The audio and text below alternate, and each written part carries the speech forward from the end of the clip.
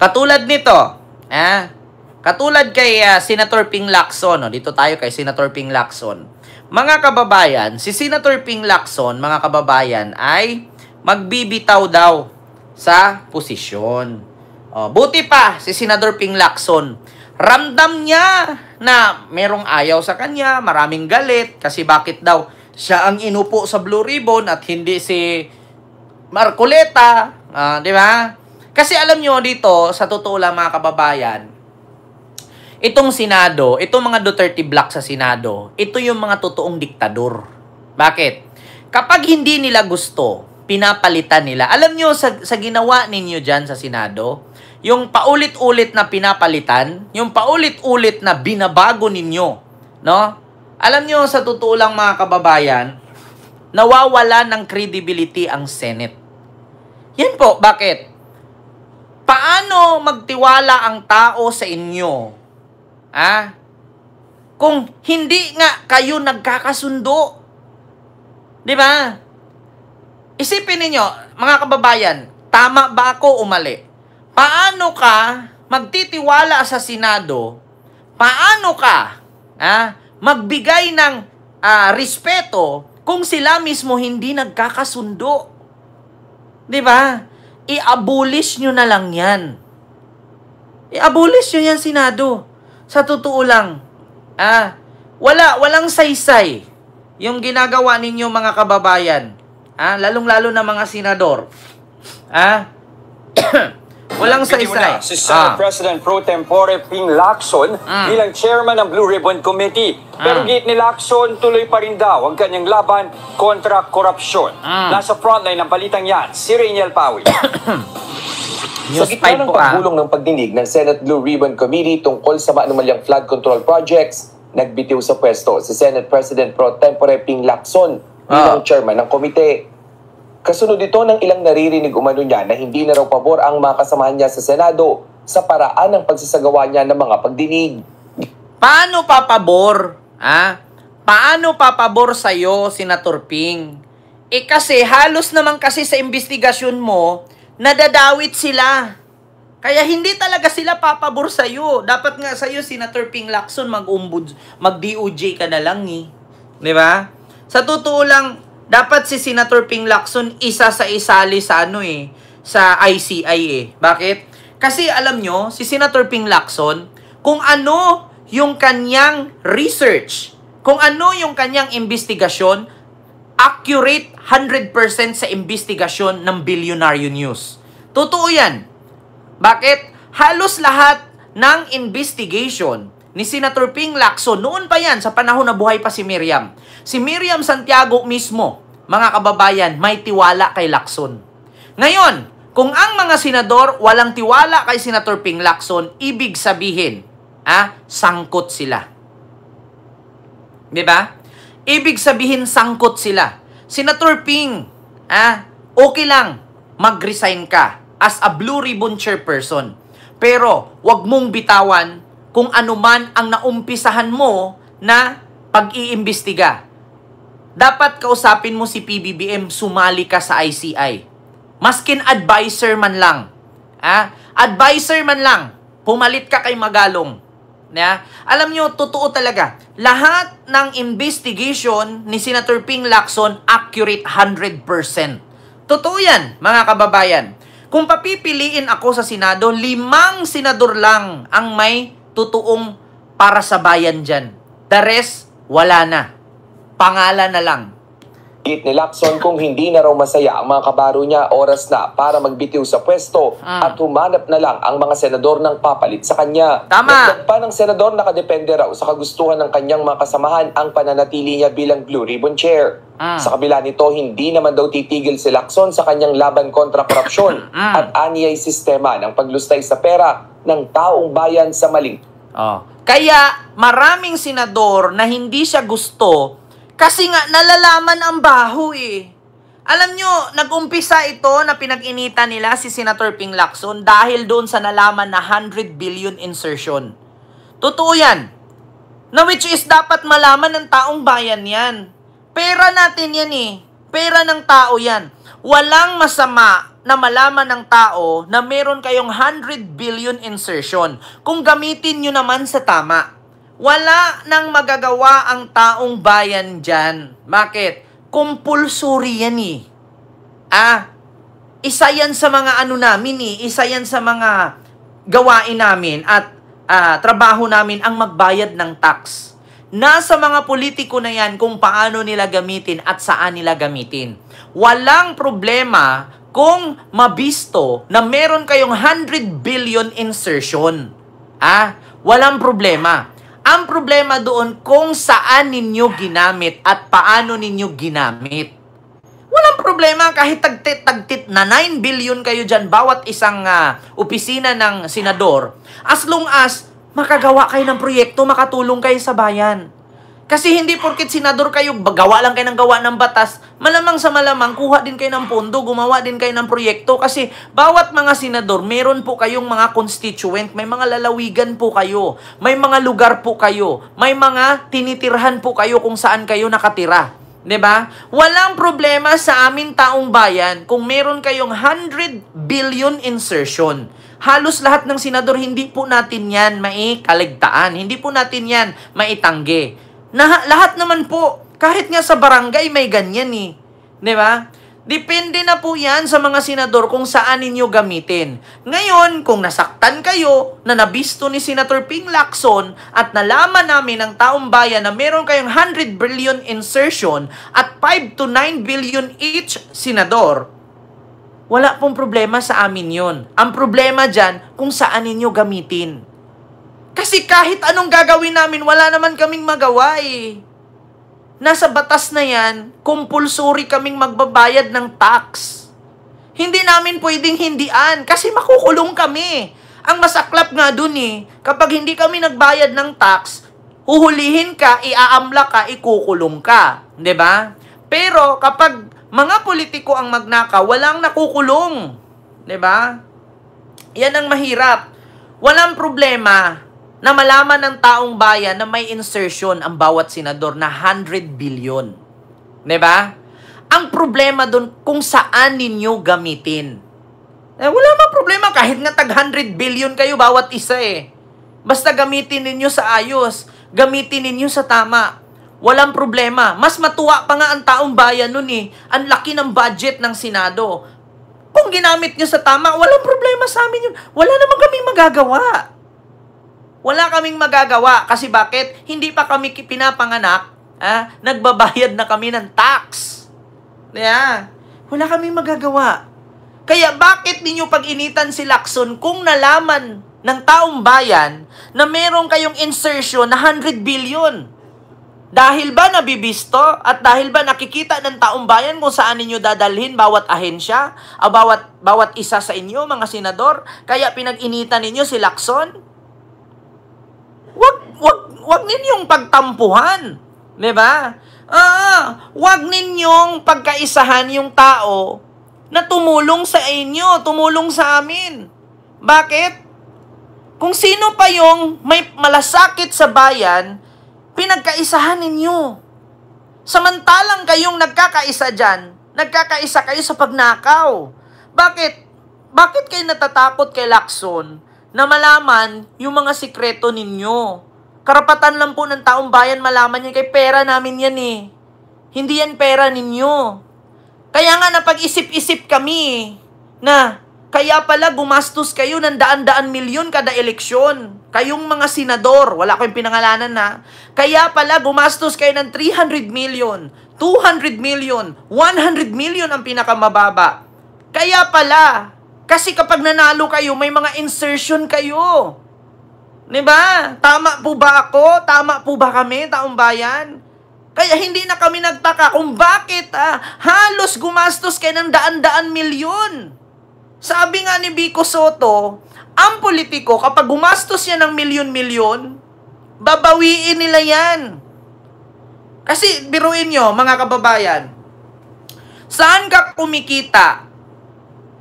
Gumastos ka ng 200 million sa eleksyon kung tatakbo kang senador. Pag nanalo ka, paano mo mabawi yan? Magkano lang naman sahod ng senador? 'Di ba? Biruin nyo yan. Pwede naman nating balikan dito magkano ang ginastos ng mga nanalong senador nitong 2025 sa kanilang pangangampanya. Ito balikan natin. Kasi nakakapagtaka lang, bakit kayo gumagastos ng 100, 200, 300 million hanggang 1 billion? Kung hindi ninyo babawiin yan. Kasi kung gagastos ka ng 200 billion o 200 million, tapos ang sahod mo magkano lang naman, 200,000 a month, do you think mababalik sa'yo yung 200 million? So, ibig sabihin, dyan kayo kumikita sa insertion at kickback. Di ba? Diyos ko, mga kababayan. Eto. Eto mga kababayan. Eto. Mga senador. Dito na. Gumastos ng 100 million sa election. Makikita namin yan kasi syempre may mga nagre-research niyan. Mas malaki pa raw sa pork barrel noon ang nadiskubre ni Senate President Pro Tempore Panfilo Lacson. Mahigit 100 bilyong piso ang isiningit raw o yung mga insertions sa national budget ngayong 2025 ng halos lahat anya ng mga senador sa 19th Congress. Kita ninyo? Nakatutok si Mav Gonzales. Dahil ba dito nabisto kayo, pinag-initan nyo si Lacson na halos 100 billion? Mas malaki pa sa pork barrel scandal ni Napoles? Dahil ba dito? Kaya napagtanto-tanto namin ngayon, kaya pala kayo gumastos ng daan-daan milyon sa eleksyon Kasi pag nanalo kayo, billion naman ang kinikita nyo. So, kaya pala, kami taong bayan, nagkabilat-bilat, nagkautin-utin, nagkakaluha, sipon, dugo, pawis, para lang makapagtrabaho at makapagbayad ng tax. Pero kayo, wala kayong pakialam kahit daan-daan milyon inubos nyo. Kasi pala, meron kayong bilyon na kinikita. Diba? Ayan na. Nagulat daw si Senate President Pro Tempore Ping Lacson na sa 2025 General Appropriations Act, mahigit 100 bilyong piso aniya ang insertions o isiningit ng halos lahat ng senador ng 19th Congress. Kita Individual nyo? insertions daw ito na naka-FLR o for later release. Dahil ba dito, kaya pinag-initan nyo si Lacson? Dahil ba dito, kaya hindi nyo gusto? Kasi bakit? Nabibisto kayo. Diba? Dahil ba dito? Tanong ko lang sa mga senador. Dahil ba dito? Nagalit kayo? Pinagkaisahan ninyo? Kasi binuko kayo? Diba? Kaya pala, magugulat na lang kami sa balita, yung isa, anak ng dating senador, may kapatid na senador, may nanay na senador, gumastos ng bilyon. Yung isa naman, saklap lang, hindi nanalo. Di pa raw siya nakakita ng ganito kalaking halaga. Noon daw kasi, nasa daang-daang milyong piso lang ang Priority Development Assistance Fund o PDAF na mas kilala bilang pork barrel bago ito Kita ninyo? Mas matindi pa pala yung pagnakaw ninyo kaysa sa confidential sa flood control. Sa flood control, si Diskaya lang yun at saka yung ibang kontraktor. Pero ito, lahat kayo meron, tiba-tiba, Diba? Ayan na, kaya pala. deklarang unconstitutional. Sabi ni Lacson, hindi pa niya nakikita ang buong listahan ng mga kongresistang nagsingit din sa budget. Pero mahaba rin aniya ito. Pwede raw niyang tanungin sa budget deliberation kung bakit ito pinayagan, kung ilan sa mga insertion ang na-release at paano ito ipinatupad. Paano hindi payagan yan? Kung may kickback nga din ang budget deliberation. Di ba? Alam nyo, ito mga kababayan, ako mismo, dito po ang kadahilanan, Sir Pau, kung bakit galit sila kay Lacson. Nabisto sila Actually, noon ko pa naman yan nalalaman. Kasi ganito yan. Ako dati, nung pagka-graduate ko lang ng high school, nag-summer job ako. Alam nyo ba ang ginagawa ng munisipyo? Ang sahod namin, every week, 1.5. Mag-summer job, maglilinis ka sa City Hall, magwalis-walis ka sa City Hall, sa kalsada, or sa barangay nyo. Summer job ang tawag doon. Ngayon, mga kababayan, ganito po kasi ang nangyari. Ang sahod namin, 1.5 a week. Ngayon, para makuha mo siya ng maaga, ang ibibigay sa'yo ng budget or finance ng City Hall, 1-2 na lang. Pero makukuha mo siya agad. Hindi siya 1-5, 1-2. Ngayon, kung gusto mong kunin, ngayon kung mag-antay ka, medyo matagal kasi payroll yon, 1-5 ang makuha mo, pero matagal. Pero kung pumayag ka na makuha mo agad, 1-2 lang. Kukupitin nila yung 300. So, kung 1,000 kami na nag-summer job, i-times mo sa 300, may 300,000 si finance officer ng City Hall. Ganyan po ang kalakaran sa City Hall. Bakit? Isa ako sa nagtrabaho eh. Biruin mo ganito. Every week, every Friday, sasahod kayo. Kung gusto nyo pagka-Friday makuha mo, yung 1-5, 1-2 na lang. Kasi yung 300, kukunin yun ni finance officer. Kasi marirelease yun hindi Friday eh. Marirelease yun minsan Tuesday, minsan Thursday, kasi nadidelay. So kung gusto mo Friday, kuha agad, 1-2. Pero pipirma ka doon na na-receive mo na. At pumayag ka na 1-2. Ganon sila kalakas. Kukupitan nila yon. Kaya ngayon, sa tanong ni Senator Ping Lacson, bakit ito pinayagan ng Department of Finance? Kasi may kickback yung Department of Finance eh. Diba? Ganon yun. May kickback, may makukuha sila, may makukupit. 'Di ba? Kaya kahit questionin mo bakit ganito kalaki, kasi may share din sila eh. Halimbawa, ako, isang senador, Department of Finance, sang-ayunan mo yan. Bakit? Sa 1 billion na yan, may 100 million ka dyan, sa akin yung 900. Ganon yun eh. 'Di ba? Ganun yun! Ni Lacson, bagamat hindi naman agad-agad masasabing illegal ang mga budget insertion o amendment, nakukwestiyon nito, lalo kung umabot ang individual insertion. Walang kwenta daw na news, sabi ni Michael Cañete. Mas lalong walang kwenta kapag DDS. Bakit? Bubu eh. Yeah? Ng 5 hanggang 7 bilyong piso. Nanawagan din ang senador sa mga kapwa mambabatas na iwasan ang paggamit ng tinatawag na leadership fund sa DPWH na nagbibigay daan para makapagsingit ng proyekto ang mga senador at kongresista kahit sa National Expenditure Program o NEP. Samantala, may mga senador na nababahala sa affidavit ni Orly Gutesa, ang dating security aide ni Congressman Zaldico, na nag-deliver umano ng mali-maletang pera kinako at dating House Speaker Martin Romualdez. Bukod kasi sa hindi pagsipot sa pulong niya sa Justice Secretary, pinasinungalingan ng 2 dating kasamahan niya ang kanyang pahayag. Itinanggi rin ng nakapirmang notaryo na si Attorney Pesci Rose Espera na siya ang nagnotaryo at tumulong maghanda sa salaysay ni Gutesa. Sabi ni Lacson, makakatulong ang Manila Regional Trial Court na lutasin ang misteryo ng kontrobersyal na affidavit ni Gutesa. Sabi ni Senador Dante Marcoleta na nagpakilala kay Gutesa sa Senate Blue Ribbon Committee, walang epekto sa salaysay ni Gutesa ang anumang problema sa pagnotaryo sa affidavit dahil binasa niya ito sa pagdinig. Sumumpa naman daw siya sa Blue Ribbon, binasa roon ang kanyang salaysay at tinanong pa ng mga senador. Kaya aniya, kahit walang notaryo, hindi nawala ng saysay ang mga sinabi ni Gutesa. Pwede naman daw ipanotaryo muli ni Gutesa ang affidavit niya para mawala ang duda ng mga tao. Kita nyo mga kababayan, ganun po ang kalakaran nila. Kaya ngayon sa totoo lang, kaya pinag-initan po nila si Senator Ping Lacson, mga kababayan. At kaya napilitan si Ping Lacson na bumaba. Bakit? Kasi nga, halos lahat sila eh. Halos lahat sila. Tingnan nyo, yung nakaraan, ang sabi ni Marcoleta kay Jinggoy, safe ka na. Pero alam ni Marcoleta yun, nasabit si Jinggoy. Diba? Nagtatakipan sila eh.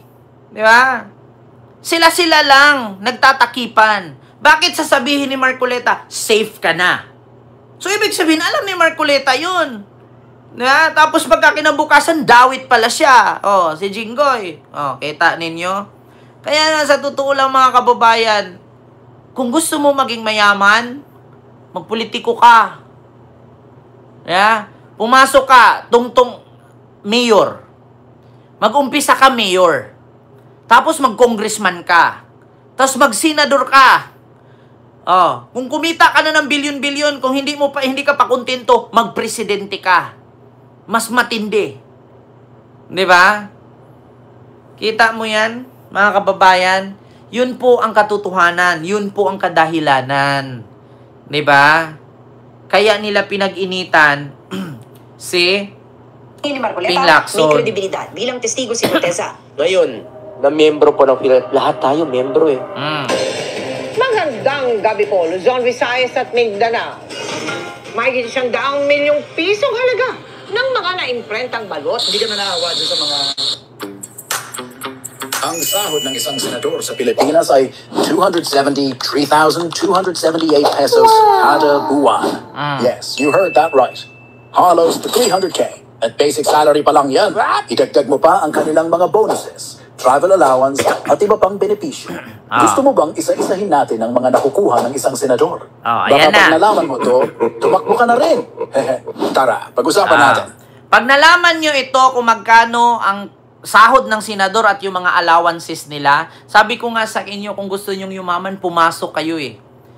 Pumasok kayo sa politics. Ito, pakinggan ninyo. Una, bukod sa sahod na 273,278 pesos, may mid-year bonus pa sila. Wow. Nakasing halaga rin ang isang buwan nilang sahod. Sana all, di ba? Pangalawa, may 13th month pay din sila, katulad ng ibang government employee. Pangatlo, travel allowances, libre ang domestic travel, airfare, hotel, per diem. At may budget pa para sa foreign trips, like mga study tour abroad. Pang-apat, representation and transportation allowance, RATA, 90,000 pesos to 120,000 pesos kada buwan daw, para sa meetings at PR events. Pero hindi ito napapaliwanag ng detalyado sa publiko. Panglima, personal staff and consultants. Pwedeng mag-hire ng higit 20 staff. Sila ang babayaran gamit ang office budget at nasa senador kung sino ang kukunin. Pang-anim, ito ang pinakamalaki. Office budget umuwi. Umaabot ng 60 to 100 million kada taon para sa opisina, gamit, operations, events, advertisements, at travel. Pang-pito, Kita ninyo, yung pang-anim, 60 to 100 million. Bawat taon. Kung 6 na taon ka dyan, ilang daang milyon? government-issued vehicle. May ilan na may libreng sasakyan mula sa gobyerno. Libre ang gas at maintenance. Galing sa opisina. Pang-walo, medical and insurance benefits. May PhilHealth, GSIS, private HMO, plus access sa Senate Clinic. Pang-siyam, retirement benefits. Kapag nakapagsilbi ng sapat na taon, may pension for life. Galing pa rin yan sa GSIS. Siyempre, pera ng bayan. Pang-sampu, educational assistance for dependents. Case to case. Pero may mga programang pwedeng applyan ng anak. In summary, sahod ang senador sa Pilipinas, 273 per month. Wow! Plus bonuses, plus allowances, plus 100 million pesos. Office budget plus benefits. At lahat ng yan, galing sa buwis ng mamamayan, sana all. Ang tanong, satisfied ba kayo sa trabaho ng mga senador natin? Ramdam nyo ba ang serbisyo nila? Ikaw ka now you know. I-comment mo ang opinion mo sa baba. Ang sahod ng isa... Diba? Kita ninyo? Ganyan po kalaki yung kanilang kinikita. Kaya nga nagkakandarapa sila eh. Kaya nga gumagastos sila ng daan-daan milyon. Yun legal na binipisyo yun. Hindi pa kasali dun yung illegal. Yun yung tumatanggap ng kickback, 20%, 30%. Diba? Take note, mga kababayan. Diba? Yun. Kaya yung mga senador, nagkakandara pa silang tumakbo kahit wala namang kwenta pag nakaupo. Kasi bakit? Ang lalaki na makukuha nilang benepisyo. Legal benefits yun. Daan-daan milyon. Kapag nakatapos ka sa termino mo na 6 years, may retirement ka na. Kasi senador ka noon. Kita ninyo. Haluan mo pa ng illegal yan. Talagang bilyon. Kaya makikita ka, yung iba nakatira sa Green Meadows. Minsan kapitbahay ni Chris Aquino. Diba? Ang gaganda ng mga bahay, mga mansyon. Ang lalaki ng mga kotse, ang gaganda, may mga sports car pa. Diba? Yung iba nandun sa Forbes. Diba? Minsan kapitbahay pa nga ni Manny Pacquiao. Minsan kapitbahay pa ni Vic Soto. Diba? Tapos minsan makikita mo, nandun sa may, tawag dito, yung sa may Makati. Ang bahay yan, BGC. Di ba? Kaya sabi ko sa inyo, kaya sila galit kay Senator Ping Lacson kasi nabisto sila eh. Di ba? Bistado kasi. Kita nyo yan? Sir Sab, ayan. Sir Amado, ayan. And Carlos Juanilio, ayan. May kamikilap shoutout po sa inyong lahat. Di ba? Alam nyo, sa totoo lang mga kababayan, ang dapat kasi bigyan ng mga magagandang benepisyo at malalaking benepisyo. Yun dapat yung mga doktor, mga nurse, mga teacher, police, sundalo, dapat yan ang pagbibigyan ng mga magagandang benepisyo. Kasi nga, kumikilos yan gumagalaw yan.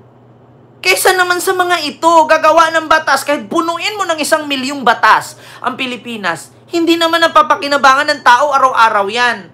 Pero yung pulis, yung sundalo, yung nurse, yung doktor, yung teacher, yung magsasaka, dapat yan yung taasan ng sahod. Yung mga labor, yung mga construction worker, di ba? Kasi yan yung nagpapaangat sa ating community, sa ating bayan. Bakit nyo pagsasahuran ng malaki itong mga politician, hindi naman to nakatulong sa ekonomiya? Anong naitutulong ng mga politician sa ekonomiya? Sige nga, anong naiambag nila pagdating sa construction? Anong naiambag nila pagdating sa education? Anong naiambag nila pagdating sa health? Anong naiambag nila pagdating sa safe? Wala! Pero bakit ang lalaki ng sahod nila? 'Di ba? Kaya nga dapat yan ang baguhin natin. Kapag magtalaga ka ng batas na bitay, walang pipirma. Kasi sila yung unang mabibitay. Kapag nagtalaga ka ng bagong constitution or charter change, walang pipirma. Kasi gusto nila yung luma at bulok na sistema. Kasi kumikita sila ng malaki. 'Di ba? May traffic enforcer pa. May mga barangay tanod pa. Dapat yan yung lalakihan ng sahod kasi yan naman yung gumagalaw 'Di ba? Diyos mio Marimar. Tignan ninyo, dito sa Pilipinas, napakarami ng mga politician. Sa Amerika, walang kagawad, walang tanod, walang barangay chairman, sheriff. So, sheriff police, yun lang ang sinasahuran. So, malaki ang nasisave sa isang komunidad. Kaya kung napapansin ninyo, walang kagawad, walang tanod, walang barangay chairman, yung ipinapasahod sa kagawad, tanod at barangay chairman, doon nila itinalaga sa mga hospitals. Kaya ang gaganda ng kanilang paggamutan. Kaya ang gaganda ng kanilang paaralan. Kasi yung pondo dapat na ipasahod doon, sa mga useless na politician, sa local government, doon na pupunta sa paggamutan at sa paaralan. 'Di ba? Kaya kapag may sakuna, may pondo agad sila. Kasi bakit? Pulis lang naman at sheriff ang sinasahuran. Wala na si barangay chairman, wala na si kagawad, wala na si tanod, wala na si treasurer, wala na si secretary. 'Di ba? Wala na si iski chairman, iski kagawad, at iski federation. 'Di ba? Dapat baguhin natin yung ating konstitusyon, tanggalin na lahat 'yan. Tingnan nyo, in part of Maynila, every kanto barangay. Tingnan nyo sa probinsya, yung 100 barangay sa Maynila, 2 barangay lang yan sa probinsya. 'Di ba?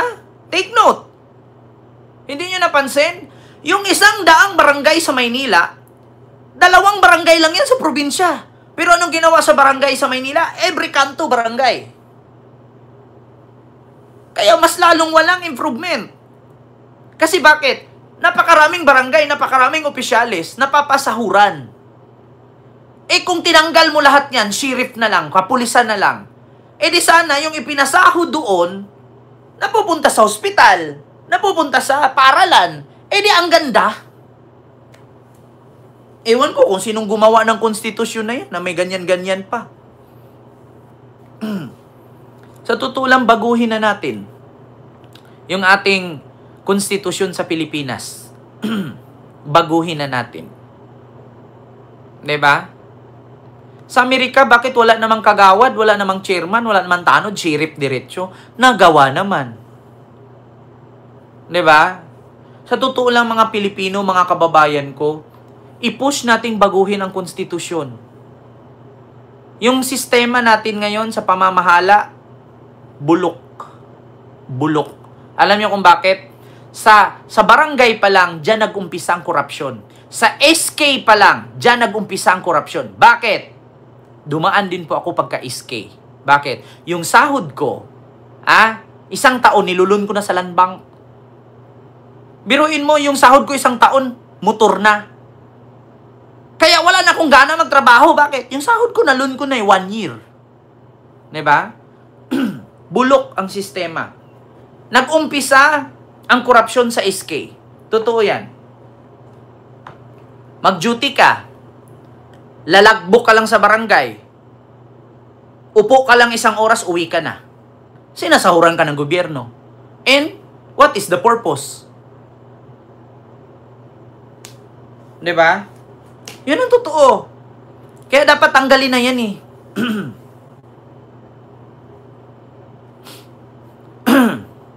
Yun dapat ang gagawin. So yun lang, mga kababayan, yung aking reaksyon, yeah. Dapat palitan ang konstitusyon, ang pangit, sa totoo lang. Alam nyo, number 1 na nagpapahirap sa ating bansa ay ang mga politician. Hindi ko naman nila lahat. Kasi, majority sa mga politician kasi, kapag nanalo yan, uupo, maglalagbok, mga ilang oras upo, uwi. Tapos sinasahuran sila. Tapos may mga benefits pa sila, may mga benepisyo pa. Tapos wala namang ginagawa. Kasi take note, sa barangay, 8 kagawad, 1 chairman. Saan ka nakakita? Ang barangay mo, hindi aabot 1 hektarya pero siyam ang namuno. 8 kagawad, 1 chairman. Tapos yung barangay mo, hindi pa abot 1 hektarya. Ang laki. Tapos sinasahuran kayo. Tapos kahit 3 taong kang umupo dyan, wala namang nagbago sa barangay. Hindi ka naman pwede magpatayo ng building dyan. Paano ka magpatayo ng building kung bawat kanto barangay na? Ano ipatayo mong building dyan? Di nasasara yung kanto mo. Diba? Kita nyo yan? Yun ang totoo. Sa Maynila, tignan mo. Santa Mesa. Example ko ang Santa Mesa. Itong street na to, barangay. Yung kabilang street, barangay. Yung kabilang street, barangay. Tapos yung namuno dyan sa barangay na yan, do you think may mapapa-improve siya? Anong may pa-improve niya dyan? Tayuan niya ng building? Kung tinatayuan niya ng building yan, edi nasasara yung kanto niya. Tatayuan mo pareho sa Hong Kong? Tayuan mo ng ng paupahan? Anong itatayo mo dyan? Bawat barangay hindi man umabot 1 hektarya. Yung 2 hektarya, 10 barangay na. Kita nyo yan? Tapos do you think yung 10 barangay, ilang mga opisyalis yan? I-divide ninyo. 9 times 10. 90 sila. Sasahuran ng gobyerno. Sasahuran silang uupo, maglagbok, attendance, tulog, uwi. Anong magbago? Wala, di ba? Wala. Kita nyo? Dagdag pasahod. Walang kwenta.